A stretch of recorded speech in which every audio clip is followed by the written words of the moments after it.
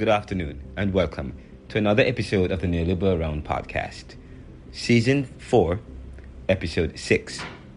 Notice I said Season 4, Episode 6 and not Episode 5 because Episode 5 is already in production, but we are having a problem. The processing of Episode 5 is taking a little bit longer, but Episode 5 should be available later tonight or early tomorrow morning.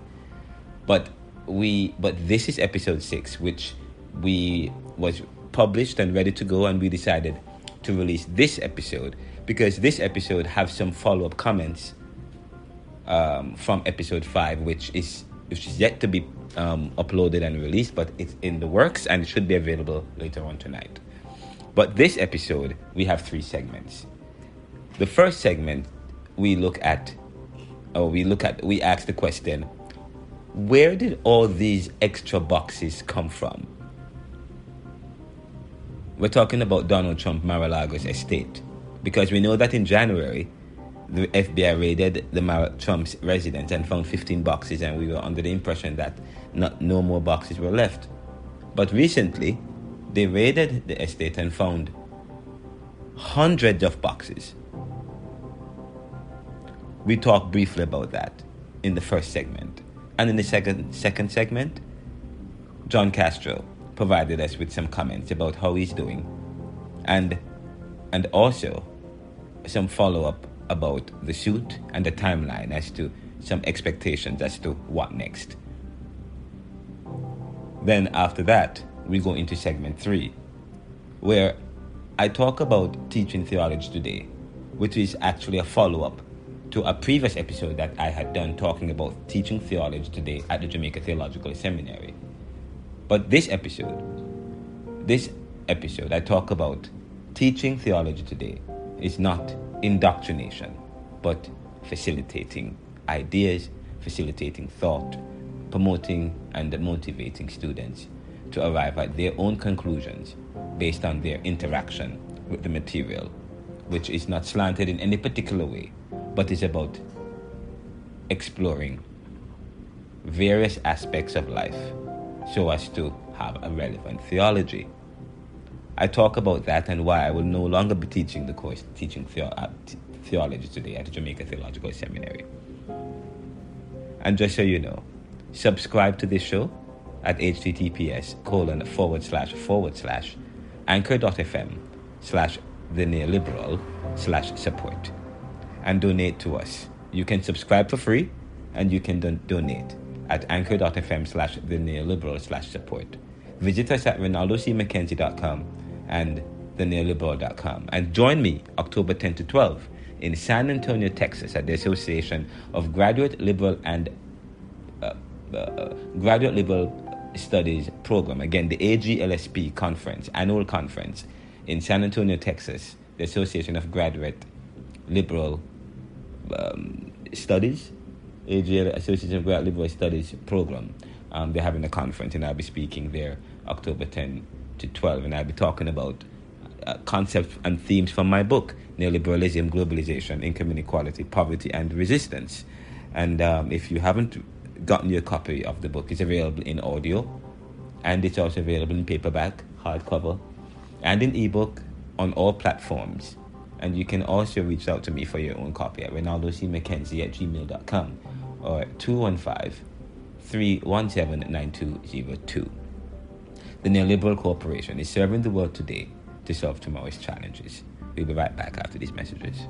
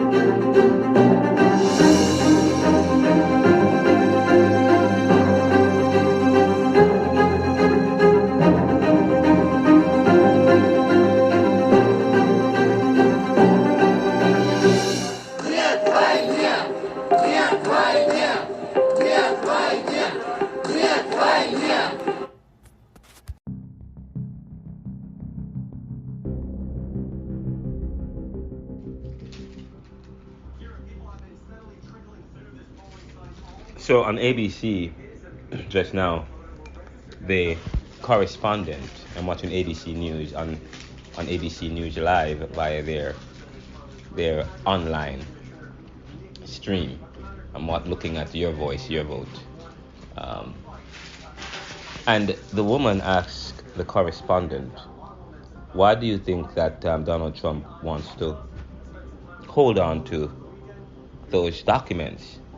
For those of us who knows what's going on in the news, is that the FBI recently raided Donald Trump's Mar-a-Lago's residence recently, and they found hundreds of documents, sensitive documents, and documents that does not belong to him but belong to the United States people, to the national, to the archives, and it's to the government, and they're sensitive material that he shouldn't have.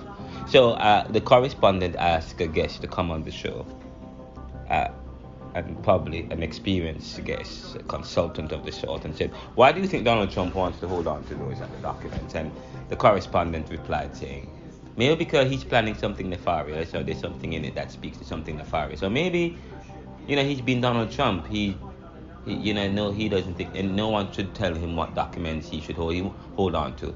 He wants to keep whatever documents he feels that he should keep. But then that's nonsensical. That particular second response is nonsensical if you think critically about it. If Donald Trump wants to keep whatever documents he wants to keep, and nobody should tell him what document he should keep, but fine, it still doesn't answer the question, because why does he want to keep those documents? Those documents. Now, and so this is, and of course, but I want to push the bar to the next level. I want to ask a different question. Because in January, the FBI raided Mar-a-Lago and took 15 boxes of information, of documents, sensitive documents. And according to the FBI and to the authorities, they had taken all the boxes and there was none left. However, just a few weeks ago, the FBI raided Mar-a-Lago again and found even more boxes than they had found the first time of sensitive material that belongs to the nation. So it begs the question then: if the FBI had raided the Mar-a-Lago's residence in January and found 15 boxes and reported that there was none left, and they took all the boxes that were there, and how is it that now that they raided the office and now they have found 700 boxes of information? Where did those boxes come from?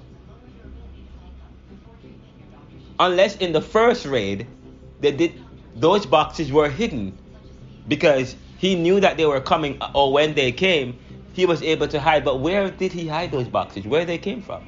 Maybe he was aware of the raid in the first incident and hid those and left those that he wanted to have been taken, and the ones that they didn't want to take, he hid them somewhere. Now after the raid, now he says it's clear in the woods. He didn't expect that there was going to be a second raid. Now he brought them to his residence, and all of a sudden the FBI showed up again and found other material.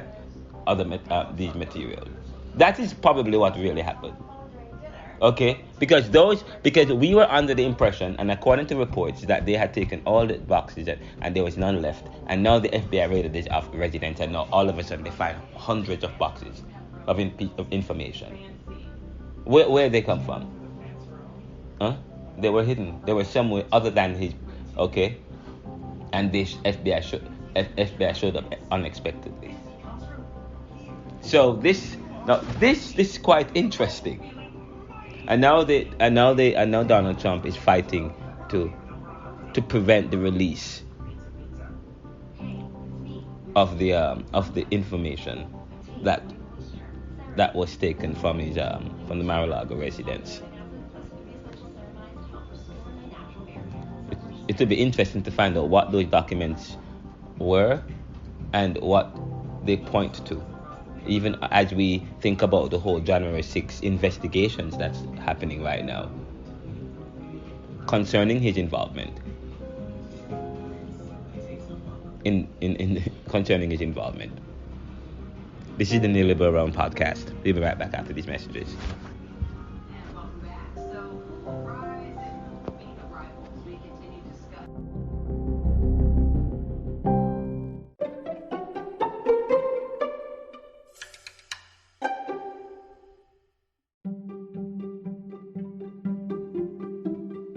Now, we reached out to, or I reached out to John Castro for comments concerning the raids, the raiding of Donald Trump's Mar-a-Lago estate, and also just some follow-up comments as it relates to his filing on the 25th, because he had released the video, and we actually have it for you on the podcast that we actually we working on it. We're working on the podcast with that looks at the live video interview with myself and Mr. Castro that was available in audio, but we never released it in video.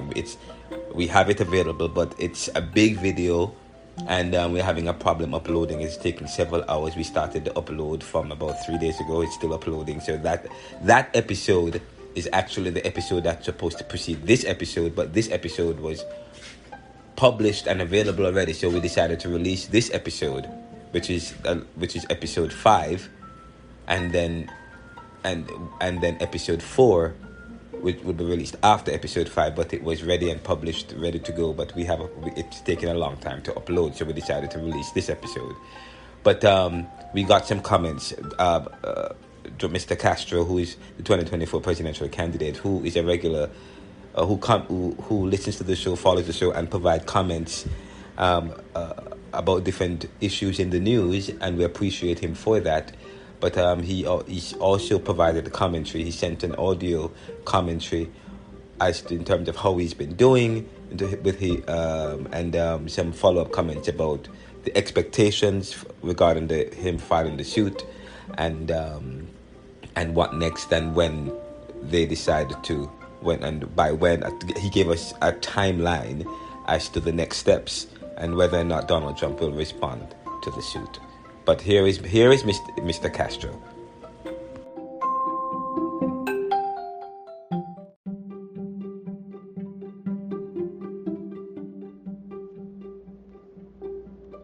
Hey Ronaldo, sorry, I just got back from vacation with my family. We were in Disney for a week, and then last night I burned myself with some hot water and had to go to the doctor. But everything's going good. The capital raise, our brokers or whatever they're called are already out, trying to raise the capital and sell the stock of the AI Tax Corporation. The court case against Trump, it's still pending. So let me see. It was filed on July 25th. So the government is obligated to respond within 30 days. So that would give them until August 25th. So we should be hearing from them within the next week or two. Actually, no, it should be actually this week. But I think they were served like a few days later. But I think this week will be the week that the government will respond. But it'll likely be what's called a motion for continuance. So they're basically asking the court for another 30 days to respond, typically. And then I do know that Trump has to be personally notified whether his legal team wants to file a motion to intervene under the Federal Rules of Civil Procedure, Rule 24. So, obviously, if he files a motion to intervene in that case, it's going to breathe a lot of life into the case and draw a lot of media attention.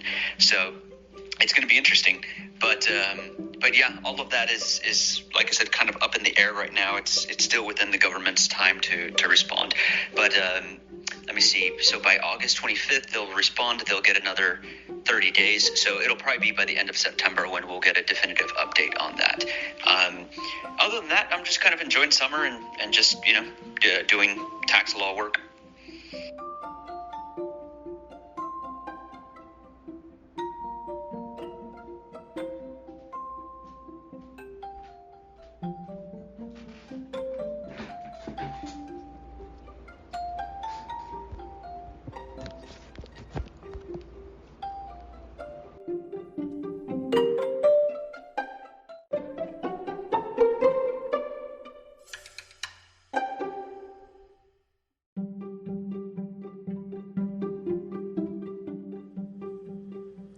That was John Castro, and we want to thank John Castro for his comments.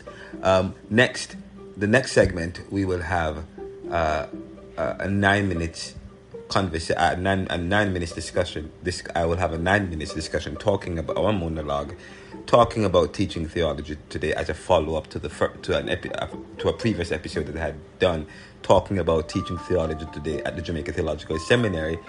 That's not going to happen again, and I explain why, and I also talk about teaching and how we think about teaching and why people draw conclusions about that. But here is the next segment where I talk about teaching theology today, and I explain issues surrounding teaching and what teaching is, and the kind of thinking that goes into how we think about education today.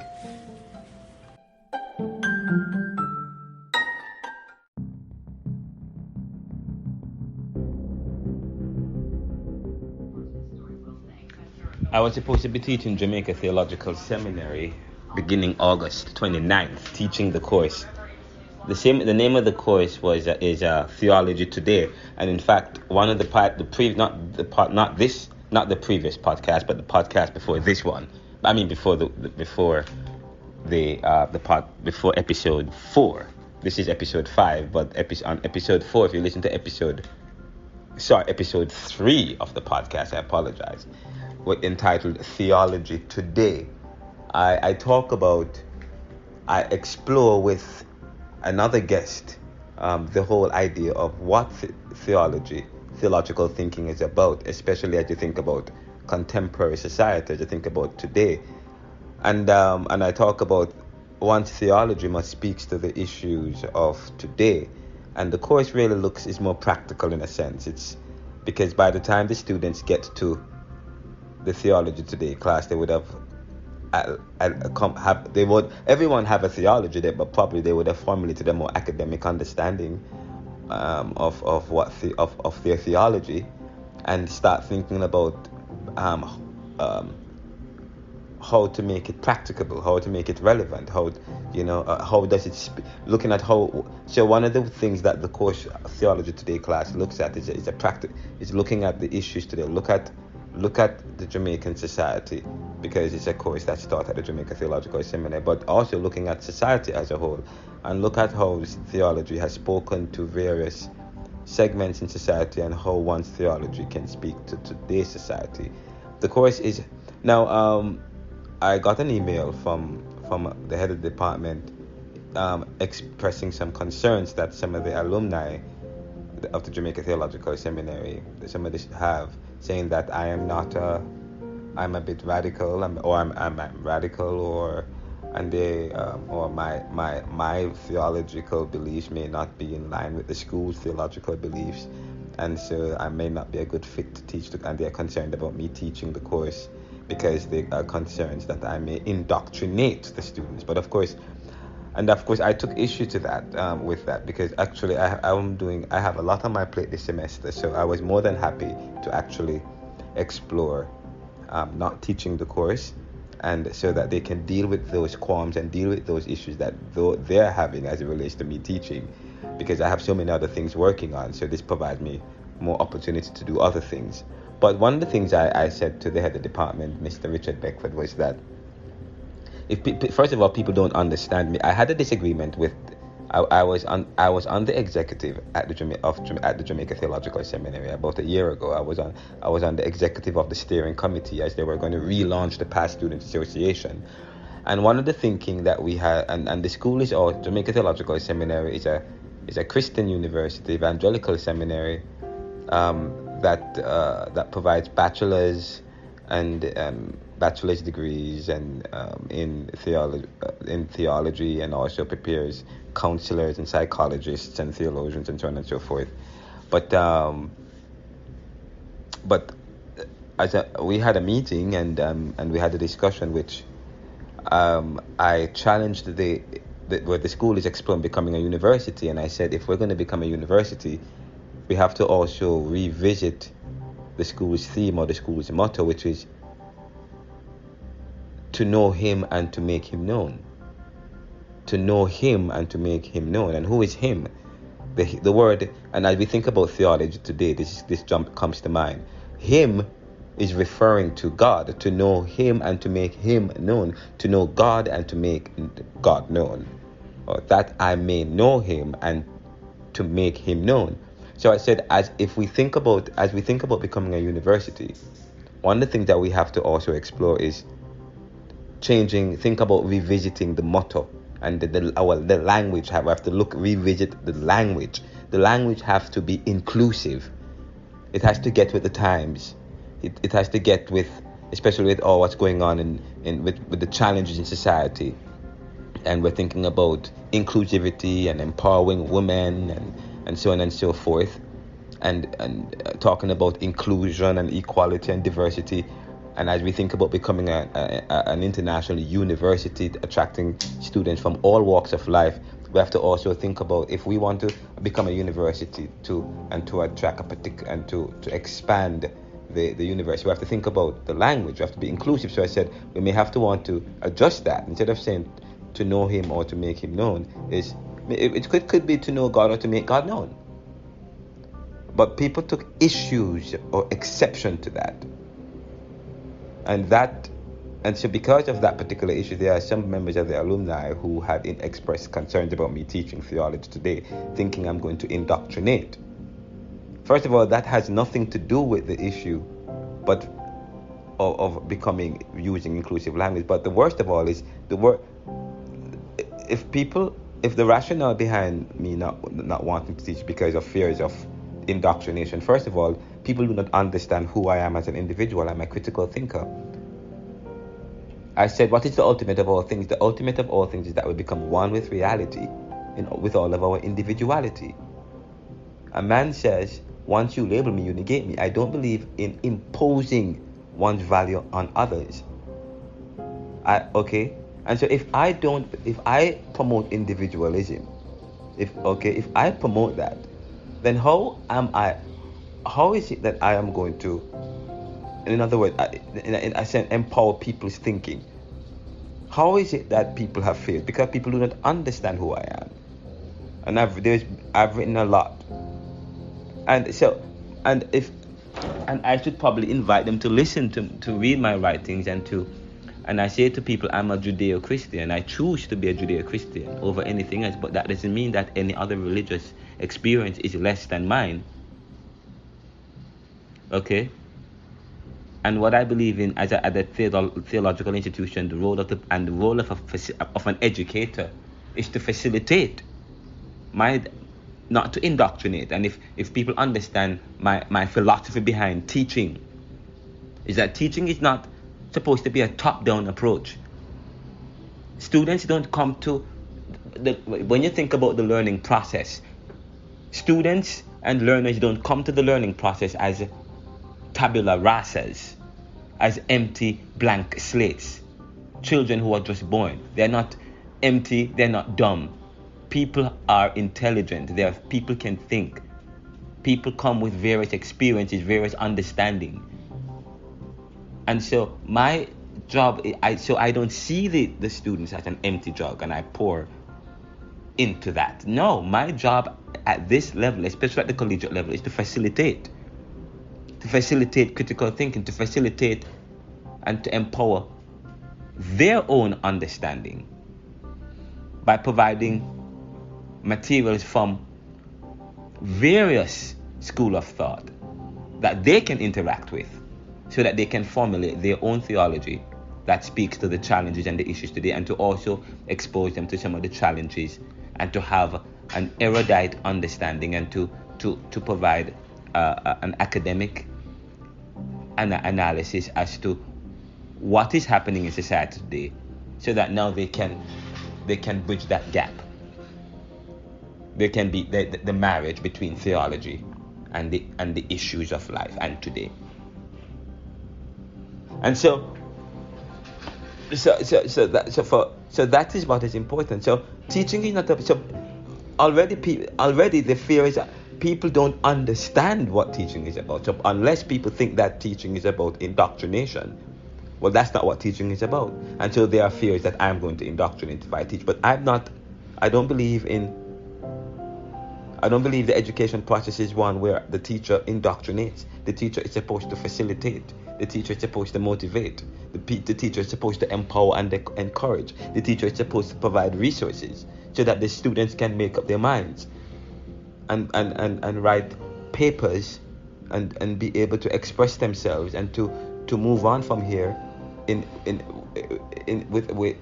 such a way where their minds are developed. That is what is important here. That's what is important here. Okay? Right back after these messages.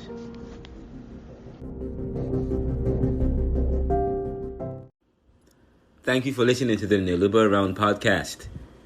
Join us later or tomorrow for episode 5, which, as I had indicated earlier, it's already edited and ready to go, but it's taking a little bit longer.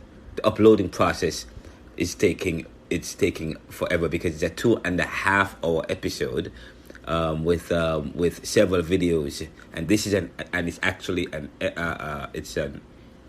video podcast which is available in audio as well, but it's a video podcast, and it's taking a little bit longer to upload, but we will have that available for you later on. But subscribe, and if you subscribe for free, then you will get a notification when the next episode is available.